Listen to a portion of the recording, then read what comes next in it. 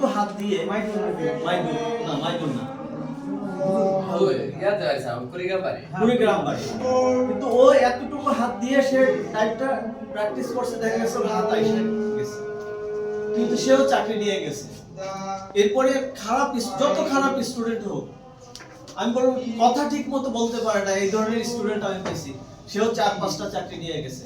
আপনারা কেউই হতাশ হবেন না, প্রত্যেকে নিয়মিত ক্লাস করেন, টাইপ করেন, তারপর রিটেন ক্লাস করেন। এই রিটেন ক্লাসে আমি আপনাদের অনেকের দেখি না, আপনারা বলেন স্যার, এর আগে বলতেছেন sir written class sir class নেয় না, আমরা ক্লাস করতে পারি না, কিন্তু আমি গত শুক্রবারে এসে দেখি যে আপনাদের রিটেন অধিকাংশ নাই। কেন এটা হবে কেন বলেন? এই যে এইখানে এই যে ম্যাথে, এই যে এখন আলাপ করলাম, ম্যাথে অনার্স মাস্টার্স করছে, এই স্যারের ক্লাস করে বলে স্যার আমি তার কাছ থেকে তো কিছু শিখতে পারি। আর আপনাদের এত এত কেন যে আমরা পারি, এটা কেন? আপনি ক্লাস করলে কিছু না কিছু শিখতে পারবেন। আপনাদেরকে দেখি আপনাদের মধ্যে যে আপনারা এখন বড় ক্লাসে উঠছেন, আপনারা এখন পেপার বেস করে, ফাইনাল বেস করে, আপনাদের মধ্যে একটা ভাব এসে গেছে, এটা যেন না থাকে। ইংলিশে অনার্স মাস্টার্স ইংলিশ ক্লাস করছে,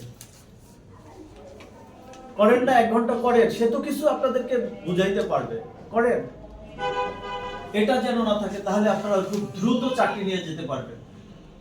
এটা যারা না করছে, ইংলিশ অনার্স মাস্টার্স, তারপরে ইংলিশের ক্লাস করছে, ইংলিশ স্যারের ক্লাস করছে, সে নিজের মধ্যে আমিত্ব রাখে নাই, কিন্তু সেই সফলতা একবারে 1 বছরে এবং 6 মাসে অর্জনের